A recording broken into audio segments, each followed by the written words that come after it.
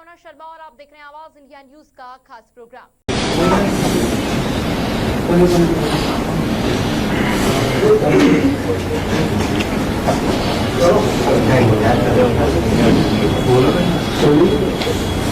Link आ गया? Okay. नमस्कार साथियों, राजस्थान प्रदेश कांग्रेस कमेटी के मीडिया सेंटर पर आप सभी का बहुत बहुत स्वागत है। आप सभी को दीपावली की बहुत बहुत शुभकामनाएं। आज हमारे बीच एक महत्वपूर्ण विषय पर आप सबको संबोधित करने के लिए राजस्थान कांग्रेस कमेटी के मीडिया सेंटर पर अखिल भारतीय कांग्रेस कमेटी के महासचिव संचार, हमारे सांसद, सीडब्ल्यूसी सदस्य, वरिष्ठ नेता आदरणीय जयराम रमेश जी उपस्थित हैं, जो आपको एक महत्वपूर्ण विषय पर संबोधित करेंगे। साथ में मेरे साथ यहाँ पे अखिल भारतीय कांग्रेस कमेटी के मीडिया प्रभारी अतुल लोंडे पाटिल साहब, मेरे पीसीसी के साथी सुशील शर्मा जी, सुदेश जी भी हैं। मैं आमंत्रित करता हूं आदरणीय जयराम रमेश साहब, आपको संबोधित करें। शुक्रिया स्वर्णिम। जयपुर के पत्रकारों को और जो दिल्ली से आए हैं उन पत्रकारों को नमस्कार और दिवाली की सब शुभकामनाएं। मैं आज आपके सामने और आपके माध्यम से राजस्थान की जनता के सामने 5 विषयों पर बात करूंगा। महत्वपूर्ण विषय हैं और विधानसभा चुनाव के संदर्भ में ये और भी महत्व रखते हैं। पहला विषय है भारत जोड़ो यात्रा का। ठीक 11 महीने पहले भारत जोड़ो यात्रा, आपको याद होगा, राजस्थान में आया था। करीब 485 किलोमीटर हम चले राहुल जी के नेतृत्व में। राजस्थान के सभी नेता, सभी कार्यकर्ता इसमें मौजूद थे, शामिल थे। झालावाड़, सवाई माधोपुर, कोटा, बुधनी, दौसा और अलवर, 6 जिले को हमने कवर किया और 16 दिन हम राजस्थान में रहे। कोई ऐसा राज्य नहीं था जहां हमने 16 दिन भारत जोड़ो यात्रा निकाला था। 16 दिन लगे हमें और इसके 2 असर हुए। पहला असर तो संगठन पर हुआ। संगठन में एकजुटता आई, संगठन में एक नई उमंग, नई जान, नई शक्ति, आत्मविश्वास पैदा हुआ और हमारे देश की राजनीति के लिए ये एक परिवर्तनकारी क्षण था और इसका नतीजा आपको और इसका असर आपको कर्नाटक के चुनाव के नतीजे पर देखने को मिला। मैं समझता हूं कर्नाटक के चुनाव के नतीजे के बाद हमारे देश की राजनीति में एक जलवायु परिवर्तन आ गया है और उसका असर इन विधानसभा चुनाव में भी आप देखेंगे। छत्तीसगढ़, खासतौर से छत्तीसगढ़, मध्य प्रदेश, तेलंगाना और राजस्थान में। इसके अलावा भारत जोड़ो यात्रा के दौरान जो 3 बड़े मुद्दे राहुल जी ने उठाया, मैं बार बार कहता था भारत जोड़ो यात्रा के समय कि ये राहुल जी के लिए मन की बात नहीं है। राहुल जी निकले हैं जनता की चिंता जानने के लिए और 3 बड़े मुद्दे थे जो उनके सामने आए और जिनका उन्होंने बार बार संसद में और संसद के बाहर में भी जिक्र किया है और करते रहे हैं। एक पहला मुद्दा था और आज भी है, हमारे देश में बढ़ती हुई आर्थिक विषमताएं, मोदी सरकार के आर्थिक नीतियों के कारण बेरोजगारी, महंगाई, जीएसटी, जो खास तौर से अपने चहीते पूंजीपतियों के लिए सार्वजनिक संपत्तियां बेचे जा रहे हैं, इसका सारा नतीजा आर्थिक विषमताओं पर पड़ रहा है और आर्थिक विषमताएं बढ़ी हैं। दूसरी बड़ी बात भारत जोड़ो यात्रा में राहुल जी ने की सामाजिक ध्रुवीकरण की। जिस तरीके से, भयंकर तरीके से इसको प्रोत्साहन दिया जा रहा है प्रधानमंत्री से, और प्रधानमंत्री के सहयोगियों से, और जो एक चुनावी हथियार बन गया है, सामाजिक ध्रुवीकरण, भाषा के आधार पर, जाति के आधार पर, धर्म के आधार पर, प्रांत के आधार पर ध्रुवीकरण ही ध्रुवीकरण आप देख रहे हैं। और हमारे समाज में एक भय और शक का वातावरण पैदा करने की कोशिश की गई है। और तीसरी बात जो राहुल जी ने की वो राजनीतिक तानाशाही की। जो आक्रमण संविधान पर हो रहा है, जो आक्रमण संवैधानिक संस्थाओं पर हो रहा है, और जिस तरीके से जांच एजेंसी का दुरुपयोग हो रहा है, राजनीतिक प्रतिशोध को जो दर्शाता है, ये हमारे लोकतंत्र के लिए, हमारी जनता के लिए भी बहुत बड़ा खतरा है। तो ये 3 बड़े मुद्दे थे भारत जोड़ो यात्रा के समय में, जो राहुल जी ने इसका जिक्र किया और जो आज भी राजस्थान के विधानसभा चुनाव के समय विशेष महत्व रखते हैं। दूसरी बात, ये विधानसभा के चुनाव हैं, ये लोकसभा के चुनाव नहीं है। ये केंद्र सरकार में किस पार्टी की सरकार बनेगी उसके लिए चुनाव नहीं है, ये विधानसभा के चुनाव है। और कांग्रेस का पूरा प्रचार 2 विषयों पर केंद्रित है। हमने क्या किया पिछले 5 सालों में, कांग्रेस सरकार जिसका नेतृत्व अशोक गहलोत जी करते रहे हैं, इन पिछले 5 सालों में हमारी सरकार की क्या उपलब्धियां थी, क्या परियोजनाएं लागू हुए, जनता हित जो जन कल्याणकारी परियोजनाएं हैं, उसके आधार पर हम जनादेश मांग रहे हैं। और साथ ही साथ अगले 5 साल के लिए हम क्या वादा कर रहे हैं, क्या गारंटी दे रहे हैं राजस्थान की जनता को, उसी के आधार पर हम जनादेश मांग रहे हैं। तो कांग्रेस के पास ये 2 हथियार हैं। एक, पिछले 5 साल में हमने क्या काम किया राजस्थान में, और 2, अगले 5 साल में हम क्या करने वाले हैं। बीजेपी के पास 2 हथियार हैं। एक हथियार बीजेपी के पास है ईडी और सीबीआई, जिसका दुरुपयोग रोज हो रहा है। छत्तीसगढ़ में हुआ है, राजस्थान में हुआ है, होता रहेगा। अभी कल से ईडी और सीबीआई एक दिवाली ब्रेक लेंगे, 2 दिन के लिए दिवाली ब्रेक होगा, वो भी दिवाली मनाएंगे। और मुझे पूरा यकीन है कि इस ब्रेक के बाद वो फिर से सक्रिय हो जाएंगे। तो बीजेपी के हाथ में पहला हथियार ईडी और सीबीआई, और दूसरा हथियार ध्रुवीकरण। ध्रुवीकरण के अलावा इनके पास कोई रणनीति नहीं है। जिस तरीके से प्रधानमंत्री खुद आरोप लगा रहे हैं, गलत प्रचार कर रहे हैं, और कल मैं उदयपुर में इनका पूरा खंडन भी किया था। उन्होंने राजस्थान सरकार पर ऐसे इल्जाम लगाए हैं जो बिल्कुल बेबुनियाद है, बिल्कुल झूठ है। 4 घंटे के अंदर एक मगरमच्छ पकड़ा गया, 4 घंटे के अंदर, और वो मगरमच्छ कौन था? बीजेपी का एक कार्यकर्ता। और प्रधानमंत्री कहते हैं कि हम कार्रवाई नहीं करते हैं आतंकवाद के खिलाफ। तो हमारा प्रचार, हमने क्या किया पिछले 5 सालों में, और अगले 5 सालों में हम क्या करने वाले हैं। और बीजेपी का प्रचार ईडी और सीबीआई और ध्रुवीकरण। तो यही इन विधानसभा के में मुद्दे हैं। और प्रधानमंत्री, गृह मंत्री, हमारे उत्तर प्रदेश के मुख्यमंत्री जरूर आएंगे। कर्नाटक की जनता ने इस ध्रुवीकरण की भाषा को नकारा है,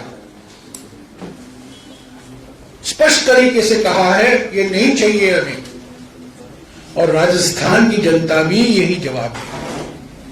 हमें पूरा विश्वास है कि ईडी और सीबीआई केंद्रित रणनीति, ध्रुवीकरण केंद्रित रणनीति राजस्थान की जनता ठुकराएगी। और 3 दिसंबर को साफ पता चल जाएगा प्रधानमंत्री को और उनके सहयोगियों को कि ऐसी रणनीति अभी चलने वाली नहीं है, क्योंकि जनता पीड़ित है, तंग हो चुकी है महंगाई से, बेरोजगारी से, ऐसी राजनीति से, धमकी की राजनीति से, भय पैदा करने की राजनीति से, प्रतिशोध की राजनीति से। तीसरी बात जो मैं कहना चाहता हूं कि ऐसे तो बहुत उपलब्धियां, ऐसे तो कई काम, प्रशंसनीय काम पिछले 5 साल में कांग्रेस सरकार ने किया है राजस्थान में, पर मैं 2 या 3 मिसाल देना चाहता हूं जो हमारे न केवल राजस्थान के लिए बल्कि हमारे सारे देश के लिए, सारे राज्यों के लिए एक मिसाल बन गया है। प्रधानमंत्री बार बार पिछले 9 सालों से गुजरात मॉडल की पूजा करते आए हैं, गुजरात मॉडल का जिक्र हमेशा करते रहते हैं, पर पिछले 5 साल में हम कह सकते हैं कि एक राजस्थान मॉडल भी आया है। स्वास्थ्य के क्षेत्र में ऐसा कोई राज्य नहीं है हमारे देश में जहां आपको चिरंजीवी स्वास्थ्य योजना के माफिक एक योजना दिखाई देगा। ये बहुत बड़ी बात है कि किसी भी अस्पताल में इस राज्य में 25 लाख रुपए तक का इलाज सरकार की जिम्मेदारी है, मरीजों की जिम्मेदारी नहीं है। ये और किसी राज्य में नहीं है और मोदी सरकार ने भी नहीं किया। तो चिरंजीवी स्वास्थ्य योजना में समझता हूं एक न केवल प्रगतिशील बल्कि एक क्रांतिकारी कदम है जो कांग्रेस सरकार अशोक गहलोत के नेतृत्व में लिया है पिछले 5 सालों में। राजस्थान एकमात्र राज्य है, राजस्थान एकमात्र राज्य है जहां शहरी रोजगार गारंटी कानून बना है। ऐसे तो मनमोहन सिंह जी के समय 2006 में फरवरी के महीने से महात्मा गांधी ग्रामीण रोजगार गारंटी एक्ट लागू हुआ, जिसमें भी राजस्थान सबसे ऊपर श्रेणी में है। पर राजस्थान पहला राज्य बना जहां शहरी रोजगार गारंटी के लिए कानून, विशेष कानून बना और ये कानून के तहत कई परियोजनाएं की शुरुआत भी की गई राजस्थान के अलग अलग शहरों में। ये एकमात्र राज्य है। राजस्थान एकमात्र राज्य है हमारे देश में जहां जो आजकल गिग इकोनॉमी कहलाता है, जो मोटरसाइकिल चलाते हैं जोमेटो के लिए, अमेजोन के लिए, ये भी एक रोजगार का एक रास्ता है हमारे नौजवानों को, खास तौर से ग्रामीण क्षेत्रों से जो आते हैं। पर उनके लिए कोई सामाजिक सुरक्षा के प्रबंध नहीं किया जाता है, सोशल सिक्योरिटी नहीं है। पर क्योंकि ये असंगठित क्षेत्र है, ये कॉन्ट्रैक्चुअल एम्प्लॉइज है। पर राजस्थान पहला राज्य बना है जहां गिग इकोनॉमी में जो लोग लाखों युवा काम करते हैं उनको अभी एक सामाजिक सुरक्षा, सोशल सिक्योरिटी का प्रावधान मिलेगा जब यह कानून पूरी तरीके से लागू होगा। राजस्थान पहला राज्य है हमारे देश में जहां गैस सिलेंडर 500 रुपये में मिलता है। उत्तर प्रदेश, गुजरात में गैस सिलेंडर 1150 या 1200 या 1250 रुपये सिलेंडर मिलता। 500 रुपया सिलेंडर राजस्थान में पहला राज्य है जहां ये हकीकत बनी। इसके अलावा राजस्थान में कर्जा माफी हुआ किसानों के लिए, बिजली 100 यूनिट तक मुफ्त बनाई गई, उसका सप्लाई फ्री किया गया। और पशु कल्याण, खास तौर से मैं कहूं कि लंपी जो आपने को देखने को गुजरात में, यूपी में, राजस्थान में, हरियाणा में, पर जिस तरीके से राजस्थान सरकार ने इसका सामना किया, इसके लिए परियोजनाएं लागू की, मैं समझता हूं ये भी हमारे देश में एक मिसाल है। तो पिछले 5 साल में राजस्थान मॉडल बना है और उसी से घबराए हुए हैं प्रधानमंत्री। उसी से परेशानी होती है प्रधानमंत्री को, क्योंकि उनके पास कोई और मुद्दा नहीं है। ये मुद्दाहीन बीजेपी है, इसीलिए बार बार ईडी और सीबीआई का इस्तेमाल होता है और बार बार प्रधानमंत्री और अन्य बीजेपी के नेता ध्रुवीकरण की भाषा में बोलते हैं। अगले 5 साल के लिए हमने गारंटियां दी हैं। ये गारंटी एक शब्द है, हालांकि एक अंग्रेजी शब्द है, हिंदी में गारंटी हो गया है, शब्दकोश में अभी शामिल हो गया है। कर्नाटक के चुनाव के बाद जहां हमने 5 गारंटियां दी थी, और गारंटी का मतलब है हम कर ही रहेंगे, यही मतलब है। और हम कर ही रहेंगे 5 साल में नहीं, पहले कुछ ही महीने में। और कर्नाटक की सरकार 1 महीने के अंदर ये जो 5 गारंटियां दी गई थी, महिलाओं को, किसानों को, युवाओं को, समाज के हर वर्ग को, ये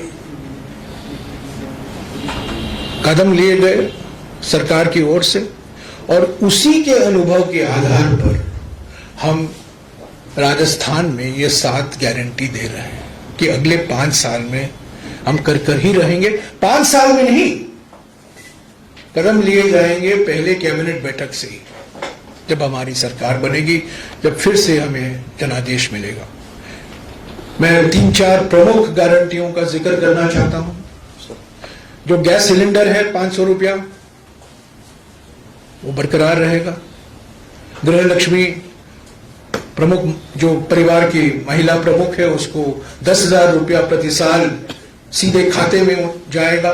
गृह लक्ष्मी, ये कर्नाटक में हो रहा है, हमने करके दिखाया है, और आज हम राजस्थान में भी इसकी गारंटी दे रहे हैं। सरकारी कर्मचारियों के लिए पुराना पेंशन स्कीम लागू हुआ है राजस्थान में, और जब ये लागू हुआ हमारी बहुत आलोचना हुई, परंतु प्रधानमंत्री और वित्त मंत्री जान गए कि उनको ये करना ही पड़ेगा, तो वो लगे हुए हैं न्यू पेंशन स्कीम को बदलने में। हालांकि उनको ओपीएस कहने से थोड़ा वो खिचखिचाते हैं, वो ओपीएस कहेंगे तो कहेगा, लोग समझेंगे कि वो कांग्रेस के नकल कर रहे हैं। अभी इसको मॉडिफाइड न्यू पेंशन स्कीम का नाम दिया जा रहा है, और हम गारंटी दे रहे हैं कि कानून बनेगा, ताकि इससे कोई यहां वहां बदल नहीं सकता। ये कानून बनेगा, कानूनी हक बनेगा। ओल्ड पेंशन स्कीम लाखों सरकारी कर्मचारियों के लिए राजस्थान में। गैस सिलेंडर 500 रुपये का मैंने जिक्र किया है। युवाओं के लिए जो सरकारी कॉलेज में जाते हैं, लैपटॉप और टैबलेट दिया जाएगा मुफ्त, ताकि वो भी डिजिटल इंडिया, हालांकि आजकल डिजिटल इंडिया का नाम डिजिटल भारत, कभी ना कभी उसको डिजिटल भारत कहा जाएगा। इंडिया के नाम से इनको बहुत नफरत है। Startup India, sit down India, getup India, digital India, ये सब बदला जाएगा एक ना एक दिन, अगर मोदी सरकार अगले 4-5 महीने की कार्यकाल बाकी है। और आपदा बीमा, किसानों के लिए कल्याण योजनाएं, तो महिलाओं के लिए, युवाओं के लिए, सरकारी कर्मचारियों के लिए जो गारंटियां दी हैं हमने, 7 गारंटियां दी हैं। मैं सोचता हूं मेरे पीछे आपको दिखाई भी दे रहा होगा 7 गारंटी, 7 गारंटी आपको दिखाई दे रहा है, यहां भी आपको दिखाई दे रहा है, साथ ही साथ सब दिखाई दे रहे हैं। तो इसी के आधार पर हम जनादेश मांगने निकले हैं हमारे चुनाव प्रचार में। चौथी बात, प्रधानमंत्री के बारे में जो प्रचार कर रहे हैं प्रधानमंत्री, और भी करेंगे, 8 दिन बाकी हैं, 9 दिन बाकी हैं। इनके प्रचार में थकावट में दिखाई देती है, घबराए हुए हैं, बौखलाए हुए हैं, मुद्दा नहीं है। इसीलिए इल्जाम लगा रहे हैं राजस्थान की सरकार पर तुष्टीकरण के बारे में। इन्होंने आतंकवाद के खिलाफ कार्रवाई नहीं की, महिला अत्याचार पर कुछ इन्होंने कार्यवाही नहीं की, ये सब बेबुनियाद है। ये न केवल गलत है पर बिल्कुल साफ झूठ भी है,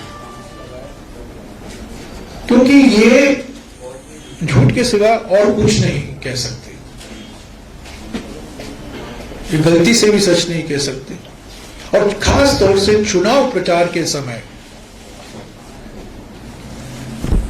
ये नहीं,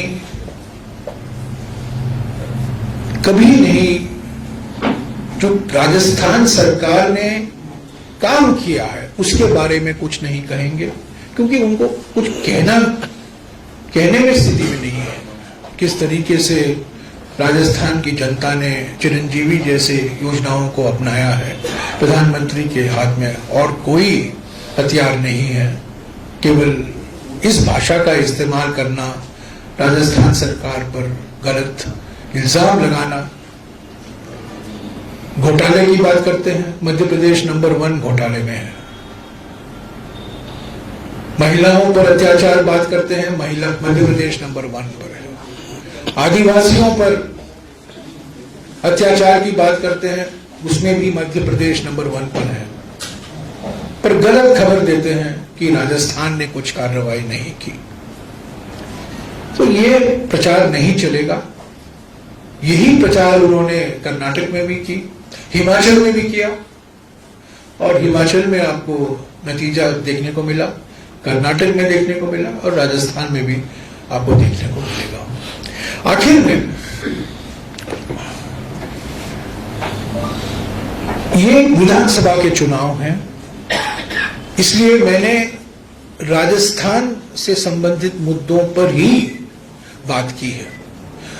पर कुछ ऐसी बातें हैं, कुछ ऐसी नीतियां हैं जो केंद्र सरकार की नीतियां हैं, जिसका असर राज्य सरकार पर भी होता है। और मैं कहना चाहता हूं कि मोदी सरकार के समय में जो सरकार विपक्ष पार्टियां चलाती हैं, उनके खिलाफ जो भेदभाव हुआ है वो कभी नहीं हुआ है। जब मनमोहन सिंह जी प्रधानमंत्री थे, कई बीजेपी मुख्यमंत्री हुआ करते थे कई राज्यों में, उनके खिलाफ कोई भेदभाव नहीं था। सभी राज्यों में केंद्र की परियोजनाएं लागू हुई, जो राज्य सरकार का हक बनता था, जो मांग थी, प्रधानमंत्री और केंद्र सरकार ने पूरा किया। परंतु पिछले 9 सालों में, और खासतौर से कांग्रेस पार्टी की सरकार राजस्थान में पिछले 5 साल रही है, उसको मद्देनजर रखते हुए जिस तरीके से भेदभाव हुआ है, मैं समझता हूं राजस्थान की जनता के हित में नहीं है। हम 3 साल से खत लिख रहे हैं मुख्यमंत्री, प्रधानमंत्री को, पूर्वी राजस्थान कैनाल प्रोजेक्ट के लिए। भारत जोड़ो यात्रा के समय राहुल जी ने इसका जिक्र किया, संसद में इसका जिक्र हुआ, परंतु जल संसाधन मंत्री राजस्थान के हैं, वो भी इस परियोजना की वकालत करने में पीछे हटते हैं। कोई समर्थन नहीं मिला है 14,000 करोड़ रुपए का, जो पूर्वी, खास तौर से पूर्वी राजस्थान के लिए फायदेमंद होगा। प्रधानमंत्री गरीब कल्याण योजना की घोषणा की है प्रधानमंत्री ने, 80 करोड़ भारतवासी को फायदा पहुंचेगा। ये प्रधानमंत्री गरीब कल्याण योजना है क्या? सितंबर 2013 में मनमोहन सिंह जी के समय पार्लियामेंट में राष्ट्रीय खाद्य सुरक्षा कानून पारित हुआ, और इस राष्ट्रीय सुरक्षा खाद्य कानून के में प्रावधान था कि 80 करोड़ भारतवासियों को चावल, गेहूं, तेल, अलग अलग खाने की वस्तुओं के लिए प्रावधान किया गया था। इसका विरोध 2 साल के लिए गुजरात के मुख्यमंत्री ने किया। एकमात्र मुख्यमंत्री थे जिन्होंने राष्ट्रीय सुरक्षा खाद्य कानून का विरोध किया। प्रधानमंत्री बने और कोविड के समय इनको पता चला कि राष्ट्रीय सुरक्षा कानून, खाद्य सुरक्षा कानून से ही लोगों को राहत मिल पाएगा, तो इसको एक नया नाम दे दिया, प्रधानमंत्री गरीब कल्याण योजना, और अभी कहा है कि और 5 साल ये चलेगा। 5 साल तो चलेगा, पर ये क्या दर्शाता है कि लोग पीड़ित हैं, परेशानी में हैं। एक तरफ आप दावा करते हैं कि जीडीपी का दर बढ़ रहा है, हम अमीर देश बन रहे हैं, दुनिया के तीसरे नंबर पर है हमारी अर्थव्यवस्था को अगर आप देखें उस मापदंड के आधार पर, तो क्या दर्शाता है कि आपकी नीतियों का असर बढ़ती हुई गरीबी, बढ़ती हुई बेरोजगारी, बढ़ती हुई महंगाई है। और आपको मजबूर होना पड़ा है कि आपने चुनाव के समय वो भी कहा है कि प्रधानमंत्री गरीब कल्याण योजना और 5 साल चलेगा। जिस तरीके से निजीकरण मोदी सरकार के समय हुआ है, मैं समझता हूं सार्वजनिक कंपनियां जो बेचे जा रहे हैं, जयपुर का एयरपोर्ट बेचा गया है, हिंदुस्तान जिंक बेचा गया है। उदयपुर में जाएं तो उदयपुर जैसे इलाकों में हिंदुस्तान जिंक एक जमाने में बहुत महत्वपूर्ण पब्लिक सेक्टर कंपनी हुआ करता था। सार्वजनिक क्षेत्र से जो रोजगार दलितों को, आदिवासियों को, वंचित वर्गों को, युवाओं को मिलता था, वो रास्ता अभी बंद हो गया। तो जिस तरीके से निजीकरण हो रहा है, सभी बंदरगाहों का, एयरपोर्ट का, इस्पात कारखानों का, उद्योगों का, मैं समझता हूं ये हमारे देश के हित में नहीं है। और इस रोजगार घटने का एक कारण यही, जिस तरीके से छोटे और लघु उद्योग जीएसटी से पीड़ित हैं, जिस तरीके से जीएसटी लागू हुआ है हमारे व्यापारियों पर, राजस्थान के व्यापारियों पर, राजस्थान के छोटे और लघु उद्योग पर इसका नकारात्मक असर पड़ा है। तो ये केंद्र सरकार की नीतियां हैं, इसी का मैं जिक्र करना चाहता था। क्योंकि हालांकि ये विधानसभा के चुनाव है, फिर भी कुछ ऐसी नीतियां हैं केंद्र सरकार की जिसका असर राज्यों में तो जरूर पड़ता है। और कुछ मैंने आपको ऐसे मिसाल दिए हैं, उदाहरण दिए हैं। मोदी सरकार की आर्थिक नीतियों से राजस्थान जैसे राज्यों में इसका दुरअसर हुआ है। तो साथियों, मैं खत्म करूंगा अभी और यही कहूंगा कि हमें पूरा विश्वास है, भरोसा बरकरार रहेगा और फिर से कांग्रेस सरकार बनेगी। इसमें दो राय, एक मिनट मुझे खत्म करने दीजिए, इसमें दो राय नहीं है, कोई शक नहीं है। हम एकजुट होकर ये चुनाव प्रचार कर रहे हैं। और ऐसे तो कहा जाता है हर 5 साल सरकारें बदलती हैं राजस्थान में, पर मैं समझता हूं पहली बार ये होगा कि 5 साल बाद वही सरकार जो सत्ता में थी उसको फिर से जनादेश मिलेगा, क्योंकि इस सरकार के खिलाफ वो नाराजगी नहीं है, एंटी इनकम्बेंसी नहीं है। जो बार बार कहा जाता है एंटी इनकम्बेंसी है, वो नहीं है। लोगों में विश्वास है कि जो हमने वादे किए थे 5 साल पहले उसका हमने पूरा किया है। और जो हम गारंटी दे रहे हैं सामाजिक सद्भावना के लिए, आर्थिक विकास के लिए, महिला, युवा, किसान और समाज के हर वर्ग के लिए, उसी के आधार पर हमें जनादेश जरूर मिलेगा। शुक्रिया। हाँ जी, मेरा सवाल ये है कि आप काफी वरिष्ठ नेता हैं, आप कांग्रेस से जुड़े हैं, कि कांग्रेस सिमटते हुए और टूटते हुए के क्या रीजन है? आज देखें कि आज ये कि कांग्रेस सिमटती जा रही है, टूटती जा रही है, इसका क्या कारण? कहाँ टूटती है? हर जगह देखे राहुल गांधी कहाँ? हिमाचल में हमारी सरकार बनी, कर्नाटक में हमारी सरकार बनी, मध्य प्रदेश, छत्तीसगढ़, राजस्थान, तेलंगाना में हमारी सरकार बनने वाली है। अब कहाँ, कैसे कह सकते हैं कि कांग्रेस? हाँ ठीक है, चुनौतियां बहुत हैं। हम 2014 में लोकसभा नहीं जीते, 2019 में नहीं जीते, पर आप 2024 में देखेंगे बदलाव जरूर आएगा। और हमने पहले ही डुबल बचाया है बेंगलोर में और मुंबई में। 2024 में लोकसभा चुनाव में जुड़ेगा भारत, जीतेगा इंडिया। आपने कर्नाटक का जिक्र किया, कर्नाटक में ध्रुवीकरण की राजनीति नहीं चली, आपने वहां पर बजरंग दल और पीएफआई को लेकर एक कमिटमेंट किया था, क्या राजस्थान के चुनाव में भी वो कमिटमेंट बढ़ाया जाएगा? प्रधानमंत्री ने क्या कहा चुनाव प्रचार के समय कर्नाटक में? क्या कहा जब आप बटन दबाओगे जय बजरंग बली बोलकर बटन दबाओ। बटन दबा नहीं ना, बटन दबाए। पर कांग्रेस का बटन दबाया और कांग्रेस की सरकार बनी, स्पष्ट बहुमत में। जो प्रधानमंत्री का प्रचार था कर्नाटक में, हिमाचल में, चला नहीं। इसी तरह मैं समझता हूं, जिस तरीके से प्रधानमंत्री प्रचार कर रहे हैं, जिस तरीके से बार बार ध्रुवीकरण की कोशिश की जा रही है, न केवल राजस्थान में बल्कि हरियाणा में भी दंगे किए जाते हैं ताकि उसका असर राजस्थान के चुनाव पर हो, जो नूह में करवाया गया था। तो ये सब जनता जान गई है। और असली मुद्दे जो हैं, असली मुद्दे महंगाई, बेरोजगारी, आर्थिक विषमताएं, ये असली मुद्दे हैं। उस पर प्रधानमंत्री कुछ बोलेंगे नहीं। और एक और बात मैं कहूं, जब कांग्रेस कहती है 500 रुपया सिलेंडर, जब कांग्रेस कहती है कर्जा माफ, जब कांग्रेस कहती है युवाओं के लिए हम ये अलग अलग स्कीम लगाएंगे, जब कांग्रेस कहती है चिरंजीवी परियोजना लाएंगे, कहा जाता है ये सब रेवड़ी है। अभी प्रधानमंत्री रेवड़ी की बात बोलना बंद कर दिए हैं, क्योंकि छत्तीसगढ़ में उनका घोषणा पत्र बिल्कुल कांग्रेस घोषणा पत्र का नकल है। जो हमने वादा किया है, न्यूनतम समर्थन मूल्य धान का, वही वो वादा कर रहे हैं। गैस सिलेंडर का वादा वो कर रहे हैं। जब हमने पहले राजस्थान में करके दिखाया, राजस्थान सरकार की बहुत कड़ी आलोचना हुई। वित्त मंत्री ने आलोचना की, तेल मंत्री ने आलोचना किया, प्रधानमंत्री ने खुद आलोचना किया, और आज आप वही 500 रुपये सिलेंडर छत्तीसगढ़ में बोलने के लिए तैयार हो। सवाल ये है, एक मिनट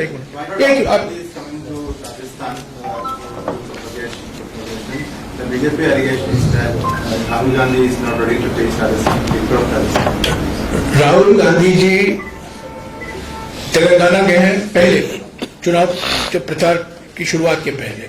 अब मध्य प्रदेश में लगे हुए हैं, छत्तीसगढ़ में लगे हुए हैं, क्योंकि मध्य प्रदेश और छत्तीसगढ़ के चुनाव 17 तारीख को होने वाले हैं। वो मिजोरम गए हैं और 15 तारीख को जहां यहाँ चुनाव प्रचार खत्म होगा, कांग्रेस अध्यक्ष राहुल जी, प्रियंका जी और सभी नेता यहीं राजस्थान में जुट जाएंगे। तो और भी राज्य हैं, और राज्यों में भी उनका कैंपेन चल रहा है। तो मैं कहना चाहता हूं कि राहुल जी जो जिस तरीके से चुनाव प्रचार में लगे हुए हैं, और 16 दिन वो राजस्थान में रहे भारत जोड़ो यात्रा के समय, तो 15 तारीख के बाद जरूर राहुल जी राजस्थान और तेलंगाना में जरूर कैंपेन में लग जाएंगे। ये सब समय है, कैंपेन स्टैगर्ड इलेक्शन शेड्यूल है।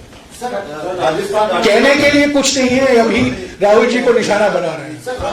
राजस्थान में शुरुआत हो चुकी है ध्रुवीकरण की, गौ हत्या के मामले की जो है बीजेपी मुद्दे उठा रही है। उसके साथ साथ में बालकनाथ के जो नामांकन में योगी आदित्यनाथ आते हैं, बुलडोजर की बात करते हैं, डबल इंजन की बात करते हैं। तो क्या आपको लगता है कि ये इसकी शुरुआत हो चुकी है राजस्थान में, और क्या फर्क पड़ेगा इससे? डबल इंजन सरकार हर राज्य में फेल हो चुका है, और इसका सबसे बड़ा उदाहरण मणिपुर नहीं, अभी मणिपुर की बात कर रहा हूं। कर्नाटक में तो फेल ही हो गया ना, पर मणिपुर में जिस तरीके से डबल इंजन सरकार ने काम किया है, 1 साल 15 महीने पहले बीजेपी को स्पष्ट बहुमत मिला था मणिपुर में, डबल इंजन सरकार बनाएंगे, डबल इंजन सरकार बनी। और उसका नतीजा क्या है? 6 महीने तक प्रधानमंत्री ने अपनी चुप्पी नहीं तोड़ी है मणिपुर के बारे में। वो मणिपुर गए ही नहीं, और उसकी वजह से मिजोरम भी नहीं जा पाए। ये बार बार राहुल जी की बात करते हैं, आप राजस्थान में क्यों नहीं आए? प्रधानमंत्री मिजोरम में क्यों नहीं गए? बताइए। वो हमारे देश के प्रधानमंत्री हैं, दुनिया का भ्रमण करते हैं, पर मिजोरम नहीं जा सकते। तो ये डबल इंजन सरकार बिल्कुल नाकाम हुई। कहीं भी देखिए डबल इंजन सरकार, महाराष्ट्र भी एक मिसाल है डबल इंजन सरकार का। हालांकि वहां डबल इंजन सरकार है, पर इंजन ड्राइवरों की कमी नहीं है, कई इंजन ड्राइवर हैं वहां। कर्नाटक में बड़ा मुद्दा बेरोजगारी रही है, बेरोजगारों ने आपको समर्थन किया। राजस्थान में पेपर लीक के कारण वो समर्थन बेरोजगारों का नहीं आ पा रहा, आपकी क्या स्ट्रेटेजी है? नहीं, स्ट्रेटेजी है, हम चुनावी स्ट्रेटेजी है। जो पेपर लीक के लिए जिम्मेदार हैं उनके लिए कड़ी से कड़ी कार्रवाई की जाएगी। ये कहना गलत है कि हमने उनको छुपा कर रखा है, हम बहुत उनके खिलाफ हमने कार्रवाई नहीं की है। कानून है, कानून के मुताबिक सभी कार्रवाई की जाएगी। सर, आप पेपर लीक नहीं होना चाहिए। सर, आपकी पार्टी ने राजस्थान इलेक्शन के लिए बहुत सारे स्टेट लेवल के स्टार प्रचारक बनाए यहाँ के लीडर को, लेकिन वो अपने ही इलाके में चुनते हुए अभी तक कहीं भी नहीं जा पाए। आपको इसके पीछे की वजह समझ में आ रही है और क्या स्टार प्रचारकों के नाम चेंज हो सकते हैं, क्योंकि वो तो बिजी हैं अपने इलाके में, चुनाव खुद लड़ रहे हैं। स्टार कैंपेनर हैं हमारे पास, तो सुपर स्टार कैंपेनर नहीं है जैसे कि बीजेपी के पास है। उनके पास 2 सुपर स्टार कैंपेनर हैं, एक ईडी है और दूसरा सीबीआई है। वो सुपरस्टार कैंपेनर उनके पास है। हमारे पास मुख्यमंत्री जा रहे हैं, हमारे नेता लोग अलग अलग इलाके में जा रहे हैं, हमारे कैंडिडेट प्रचार कर रहे हैं। कल मैं परसों में जोधपुर में था, कल मैं उदयपुर में था। मैं देख रहा हूं किस तरीके से हमारे उम्मीदवार प्रचार कर रहे हैं। तो ये कहना गलत है कि हमारे लोग अपने इलाके को छोड़कर बाहर नहीं जा रहे हैं। जहां इलेक्शन टफ है, जहां कांटे का टक्कर है, वास्तविक है कि वो प्राथमिकता अपने ही सीट पर देंगे। सीट तो जीतना है ना पहले उनको। हाँ जयेंद्र सर 2 सवाल है मेरे। एक अगर 2 नहीं होते मैं निराश हो जाता। हाँ बोलिए। एक सर दौसा में एक बहुत शर्मनाक घटना सामने आई है। एक पुलिस वाले पर आरोप कर रहा है 4 साल की बच्ची के साथ रेप करने का। इसको लेकर एक बार फिर आपकी सरकार पर पहले भी सवाल महिला सुरक्षा को लेकर बीजेपी उठाती रही। वसुंधरा राजे ने टारगेट किया है और आरोप लगाया है ये कुशासन का नतीजा है, इस तरह की घटनाएं सामने आ रही है। और एक सवाल मेरा ये है कि आपने राजस्थान मॉडल का जिक्र किया और ये तक कहा कि प्रधानमंत्री इससे घबराए हुए। तो जिस मुख्यमंत्री की वजह से ये राजस्थान मॉडल आपके सामने है, हम सबके सामने है, उन्हें कांग्रेस ने मुख्यमंत्री का चेहरा इस चुनाव में क्यों नहीं घोषित किया है? मैं दूसरा सवाल का जवाब पहले दूंगा। कांग्रेस पार्टी जनादेश मांग रही है कांग्रेस पार्टी के नाम पर, कांग्रेस पार्टी की गारंटियों के नाम पर, कांग्रेस पार्टी के मैनिफेस्टो के नाम पर, कांग्रेस सरकार की उपलब्धियों के नाम पर। ये हमारे बार बार मैंने कहा है, हमारे देश में जो सिस्टम हमने अपनाया है, ये कोई ब्यूटी कॉन्टेस्ट नहीं होता है व्यक्तियों के बीच में, ये होता है पार्टियों के बीच में मुकाबला, विचारधाराओं के बीच में मुकाबला। चुनाव के नतीजे आते हैं, विधायक बैठते हैं, हाईकमांड है, सभी पार्टियों में हाईकमांड होता है, हाईकमांड है, विधायक बैठते हैं, एक आम सहमति बनती है कौन मुख्यमंत्री बनेगा। ये चुनाव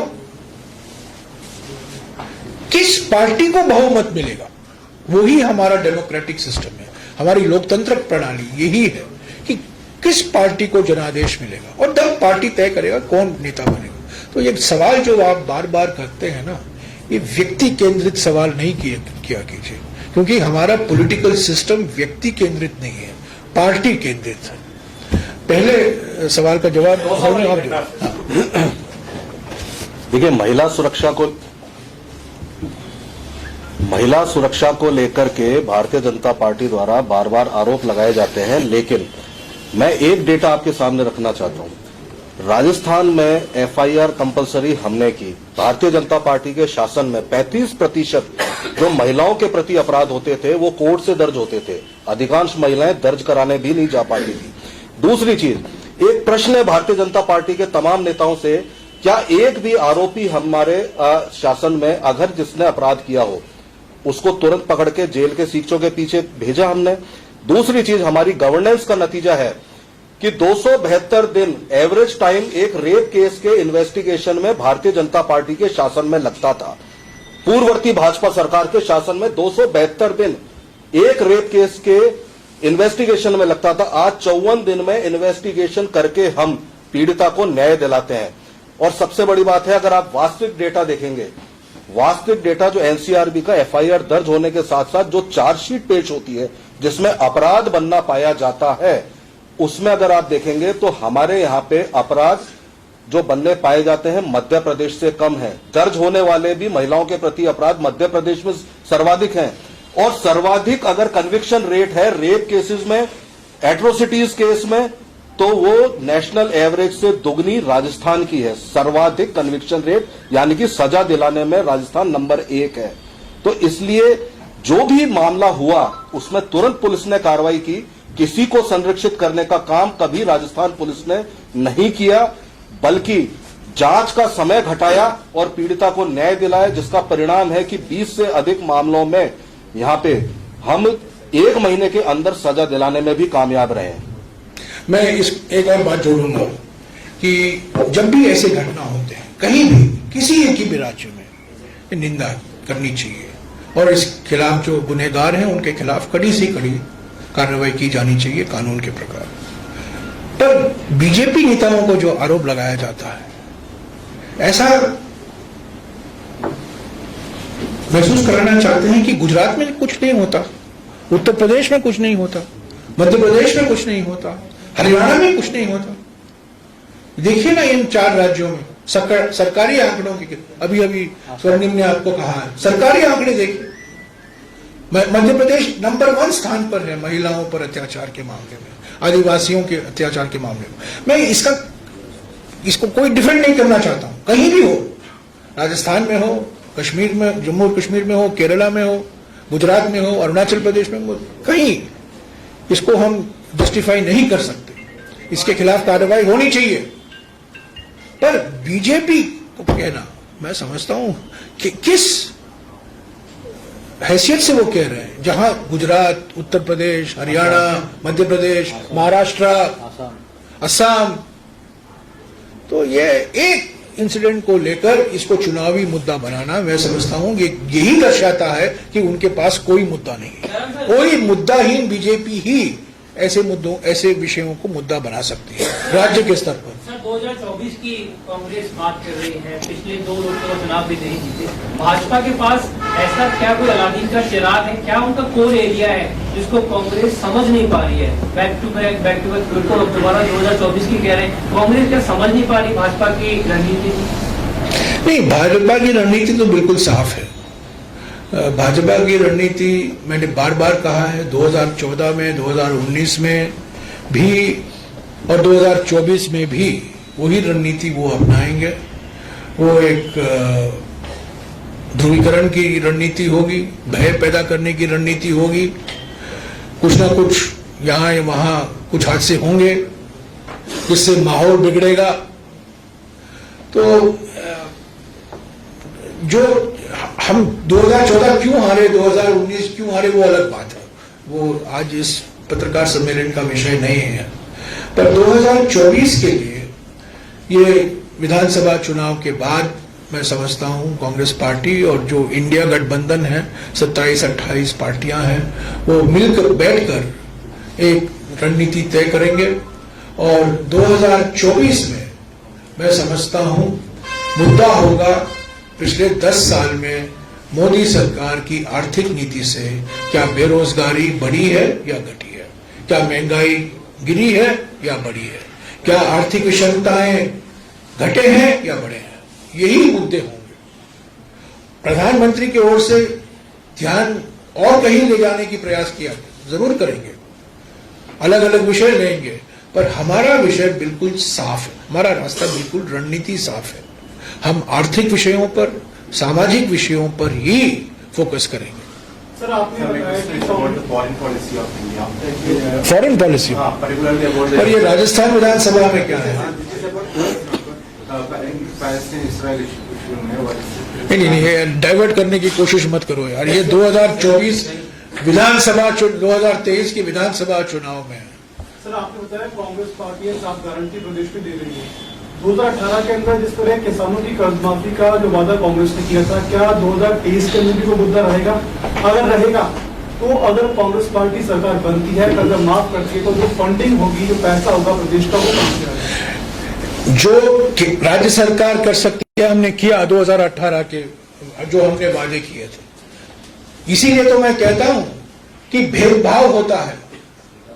जो कार्यक्रम हम की घोषणा करते हैं, खाद्य सुरक्षा के बारे में कर्नाटक में हो या कर्जा माफी का हो राजस्थान में, केंद्र जो वित्तीय संस्थाएं हैं, जो केंद्र सरकार की जिम्मेदारी है, अगर वो सहयोग नहीं देंगे तो ये भेदभाव है नहीं है तो और क्या है?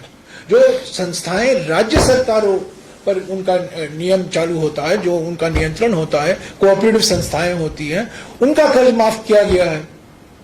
सर आपको लगता है कि अगर इस तरह से किसानों का किसी तरह से कर्ज माफी होती है तो वो उसके और यूपीए के समय पहली बार करीब 72,000 करोड़ रुपए का कर्ज माफ किया गया था केंद्र सरकार के द्वारा। केंद्र सरकार के द्वारा, राज्य सरकारों तो माफ करती रहती हैं, पर केंद्र सरकार के द्वारा पहली बार 2008 में कर्जा माफ किया गया था, जब चिदम्बरम साहब वित्त मंत्री थे और मनमोहन सिंह जी प्रधानमंत्री थे। हाँ जी, हाँ जी। सवाल और बोल रहा है कि आप जो बता रहे हैं कि भाई कांग्रेस राजस्थान में वापसी आ रही है, लेकिन कांग्रेस में के आपस में नेता जो लड़ते हैं, पहले जब सत्ता में था तो मुख्यमंत्री की कुर्सी की लड़ाई के लिए लड़े, तो कांग्रेस पार्टी एक फासिस्ट पार्टी नहीं है। आपस में जब लड़े तो किस तरीके से आए, वो तो आपस में कांग्रेस पार्टी में अलग अलग से बात होती है, लोग अपना बात पब्लिक में भी रखते हैं। हम कोई फैसिस्ट पार्टी नहीं है, हमारे पार्टी के अंदर एक तंत्र का तोप कोई चलाता नहीं है। वास्तविक है हमारे पार्टी में लोग अलग अलग विचार के लोग हैं, बोलते रहते हैं, पर एक आम सहमति बनती है अंत में। हम एक लोकतांत्रिक पार्टी है, लोकतांत्रिक तरीके से चलाया जाता है, बातचीत के आधार पर चलाया जाता है, कोई तानाशाही नहीं है। और यह है फर्क बीजेपी में और कांग्रेस में। कांग्रेस में मैंने पहले भी कहा है, मैं दोहराऊंगा, बीजेपी भारत जोड़ो यात्रा के समय में जो मेरे साथ चले वो याद रखेंगे कि कांग्रेस पार्टी में लोकतंत्र की शहनाई बजती है, बीजेपी में एक तंत्र का तोप चलाया जाता है। यही फर्क है दोनों पार्टियों के बीच। Thank you, thank you.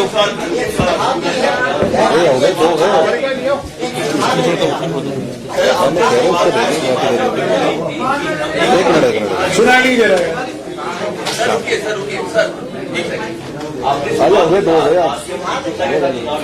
अभी लेते हैं। राजस्थान से कांग्रेस सरकार बनी है, तब से ही गहलोत और पायलट में दूरियां भी बढ़ी है।